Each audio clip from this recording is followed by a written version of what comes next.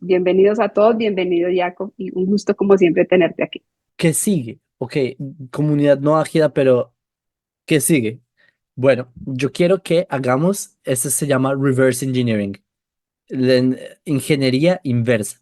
Yo soy ingeniero y en la ingeniería uno hay veces tiene que pensar no solamente de que está el problema y uno llegar a la solución, sino que desarmar el problema o desarmar la forma, el objeto y así se llega a, digamos, las soluciones. Entonces quiero que lo vean al revés. ¿Cuál es el objetivo? ¿Hacia dónde vamos? Y si vamos hacia allá, empiecen a hacer ingeniería inversa. ¿Cómo desde el punto en el que estamos ya vamos a llegar hasta allá? ¿Cuál es el problema? Que ese objetivo, el que plantea la Torah, es difícil. Paz mundial.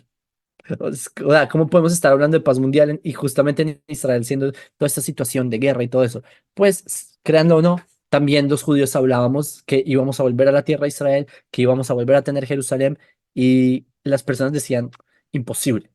Es que es imposible. Y eso decían las religiones, por ejemplo. Los judíos están destinados al exilio perpetuo.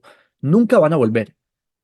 Volvimos, tenemos Jerusalén, somos más fuertes que nunca, etcétera. Por eso es que si ustedes creen que es muy utópico ese mundo en el que, en donde ustedes están, en Colombia, va a ser un lugar de paz, donde no hayan todos estos conflictos y corrupciones e injusticias, no crean que es algo utópico, es algo que pues, se puede hacer, porque hay países que han pasado de los peores estragos a ser en verdad utopías. Un ejemplo, Japón. Japón fue un país que tuvo dictadura, tenían antes de la Segunda Guerra Mundial, eran un país de una forma de mentalidad opuesta después de la Segunda Guerra Mundial, desarrollo, empezaron con otro tipo, con la misma cultura, con los mismos enfoques, simplemente entendieron que dónde está la herida, qué hay que arreglar y hicieron esa ingeniería inversa. Entonces yo quiero invitarlos a ustedes a hacer esa ingeniería inversa. Este es el mundo perfecto y cómo se llega. Y esto es, al propósito, este ejercicio que les voy a hacer, a mí me lo hizo uno de los rabinos de una yeshiva que se llama Esha Torah, se llama el rabino Etiel Goldwicht, y él nos decía lo siguiente, imaginen, pero no solo imaginen lo macro, hay paz, hay alegría. Imaginen lo micro. Imagínense el día a día. Yo me levanto en la mañana. ¿Y qué pasa? Voy y me preparo la taza de café. ¿Y qué pasa? Todo. Que ustedes van a la tienda a comprar algo. ¿Qué pasa? Los detalles. Vivan en ese mundo. Les digo una civilización que ya hacía eso, los judíos. En estos libros s- les puedo abrir cualquier página y decirles ejemplos. Hay ejemplos que, por ejemplo, se habla de la agricultura. Y les recuerdo que los judíos no teníamos campos. Y me falta un masaje. Me- em, los judíos no teníamos agricultura por siglos, porque los judíos, por ejemplo, en Europa, en los países del Islam, no se nos permitía tener tierras. Los judíos no teníamos tierras, porque, por ejemplo, si había una expulsión, el judío tenía que salir y que iba a dejar su tierra.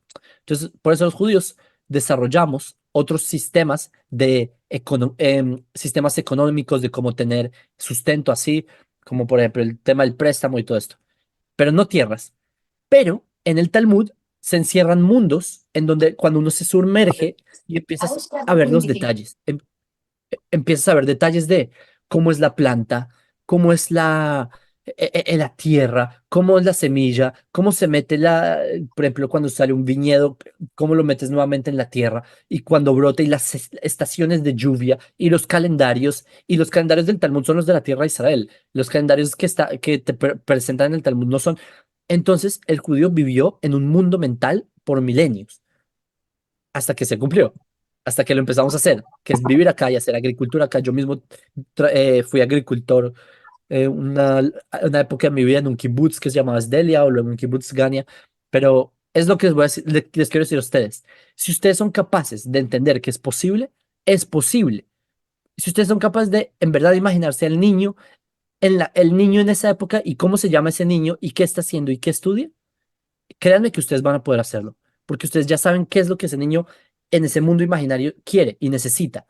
Solo hay que saber llegar hasta él o crearlo, digamos, o a crear las condiciones para crearlo. Vamos más en reversa. Y les doy un ejemplo. ¿Ustedes sabían que antes, es una pregunta así retórica, no sé cómo decirlo, que antes no había democracia? El mundo era un mundo de dictaduras y así, y las personas no solamente que había dictadura, las personas no sabían que había algo más, no sabían que era posible elegir un líder. Las personas vivían en un mundo de dictadura y esa era la única realidad que conocían. ¿Y qué pasa? Empiezan en Europa un grupo de personas a escribir, hey, los seres humanos también somos, podemos escoger. Y empieza a salir Rousseau, empieza Montesquieu, y empieza todo esto que es la ilustración, y empiezan ideas de la libertad. Y en verdad, estas ideas de la libertad, por desgracia, con mucha sangre, empiezan a difundirse por donde ustedes viven también. Por donde ustedes viven también hubo dictaduras y también pasó por procesos para que se quiten esas dictaduras por otros gobiernos que no son perfectos, pero no significa que no vayan en proceso a ser mejores. También toda Europa, Revolución Francesa, mucha sangre derramada, pero fue el proceso que pasaron y empezó, piénsenlo, con la idea de pocas mentes que se les dio por escribir en libros que hay un contrato social, que las personas, el pueblo, elige a sus gobernantes. Como pólvora, no como pólvora, fue un proceso que tomó que tomó siglos, ¿sí? Pero ocurrió. Entonces, este es otro ejemplo de que no es algo teorético, no es que el judío lo logró es leyendo Talmud. Los profetas lo dijeron, porque esto es algo interesante.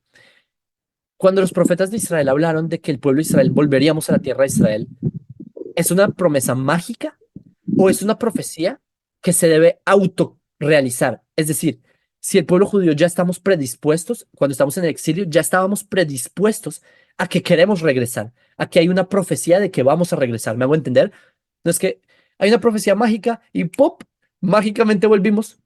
O quizás ya estábamos con esa idea arraigada que cuando se dio el momento y empezaron los nacionalismos en Europa y la tierra de Israel tuvo ciertas periodo geopolítico con el mandato británico y la caída del Imperio Otomano, y se dieron las condiciones tecnológicas, se dieron las condiciones migratorias, los pogromos alrededor del mundo, se dio todo.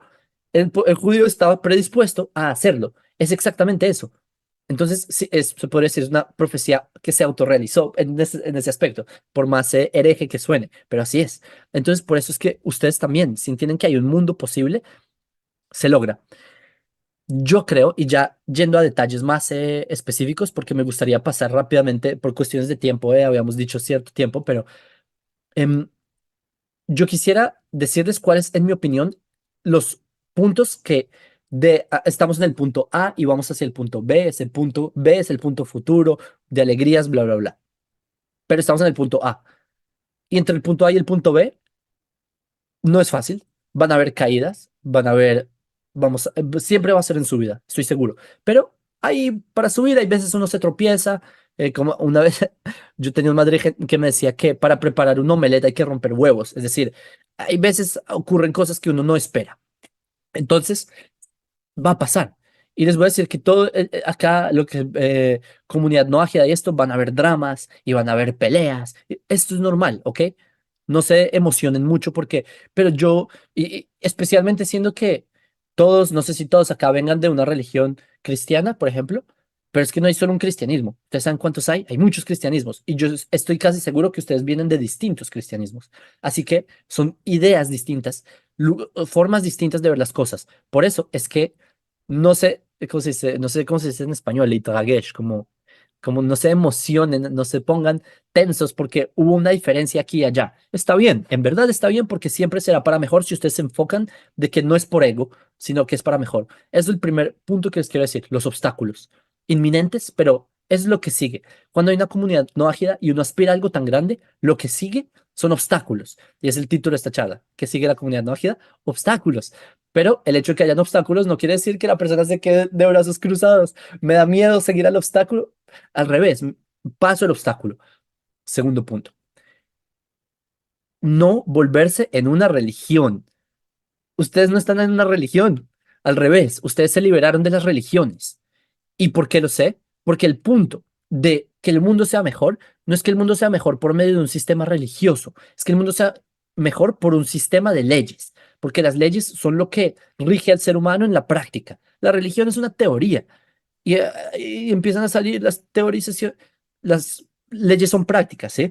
Por eso es que a lo que yo digamos, siempre he dicho que las personas le apunten es a hacer un cambio en la política.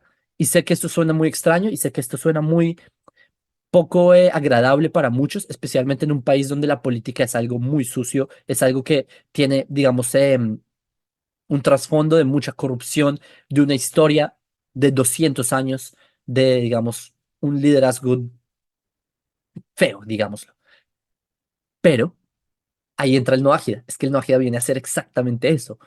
La redención del mundo es por medio de un plan político. Y lo que les voy a decir es algo que quizás no escuchen de muchos rabinos o no se dice muy públicamente, pero la Torá es un libro que tiene un plan político. La Torá es la palabra de Hashem que presenta un plan político. Y constantemente cuando ustedes lean la Torá y lean el Tanaj en general, van a ver eso. Como si que reyes peleando y como así que el Mesías va a juzgar entre las naciones. Es la profecía de Isaías. Como así juzgar. Juzgar entre las naciones, eso es geopolítica. Y todo eso es un plan que tiene Hashem para el mundo por medio de la política, y por eso los no ágidas no está escrito, y esto lo he dicho como 80 veces, creo que en Britolam Colombia lo he dicho como 700, que no está escrito que vendrán todas las religiones de la tierra a Jerusalén, no, van a venir las naciones. Es decir, los entes políticos, los líderes, los presidentes, los embajadores del mundo, quién sabe si serán ustedes los próximos de cada, digamos, subdivisión de Colombia. No, no lo sé. No sé cómo se vaya a hacer en la práctica, pero por eso digo que sepan cómo funciona la política del país. Y yo sé que no es agradable y yo sé que no es intuitivo, tampoco es una obligación, ¿sí? Solo es una recomendación. Entender cómo funciona esto de la política. ¿Por qué? Porque conectando con la Montesquieu y toda esta gente, ustedes sí pueden elegir a sus líderes, en serio. Ustedes tienen ese poder. Y es verdad que no todos la opción de líderes que se les presenta no siempre está el ideal, pero quizás el próximo candidato ideal salga de entre ustedes. No lo sé. Quizás el hijo de ustedes, algún nieto de ustedes sea el próximo presidente de ese país. Y eso depende de ustedes. Entonces, ese es un mensaje importante que apunten a la política. Otro aspecto importante, y esto creo que es la primera vez que lo he dicho, quizás la segunda, apuntarle también a la academia, a los medios y todos estos cuerpos que al final de cuentas también rigen mucho la cosmovisión del ciudadano de a pie, porque las personas, ¿cómo ven el mundo? Prenden televisión, ven canal RCN, Caracol, y lo que le metieron es lo que se comió la persona. No cuestiona, entonces hay que apuntarle hacia allá o lo que la persona van, no sé, los progres, no sé cómo los llaman, a las universidades, lo que les mete el profesor de la universidad es lo que el alumno se traga, porque el alumno no tiene las herramientas para contrarrestar toda esta información buena o mala, él no ni siquiera sabe distinguir. Ve como lo que digan las noticias, el político y Entonces, por eso, como no agias, yo creo que hay que apuntarle hacia allá. Hay que apuntarle hacia la política, hacia la academia, hacia los medios. Y no me refiero a manipular los medios, vamos a manipular, no, me refiero a decir las cosas como son, las cosas claras, ¿sí? Yo sé que en Colombia muchos han intentado hacer esto y no terminan en un final feliz porque es un país difícil para los líderes sociales y todo esto, pero yo creo que con la ayuda de Hashem, los noajidas van a ser una masa fuerte en donde esto va a cambiar. Y un punto más que les quería decir es, em, ¿por qué apuntarle hacia la política y todo esto? Porque los sistemas de justicia deben ser cambiados, no hay duda. Los sistemas de educación deben ser cambiados. Todos los sistemas, ¿cómo es posible que uno ve en las noticias que hay tanta dinero para un presupuesto y se lo roban? ¿Y dónde está? ¿Y cómo le ponen en el internet a los niños? No les ponen. Y un montón de historias así. Pues en las leyes no ágidas hay una ley que conecta con Hashem, que es no robar, y eso es robar. Entonces el no ágida va a tener esto presente. Por eso se cambian las sociedades. Ese es exactamente el punto. Entonces, eso es básicamente lo que les quería decir muy rápidamente, porque por tiempo limitado también quería abrir espacio a preguntas. Bueno, te cuento cómo vamos, especialmente en Bogotá.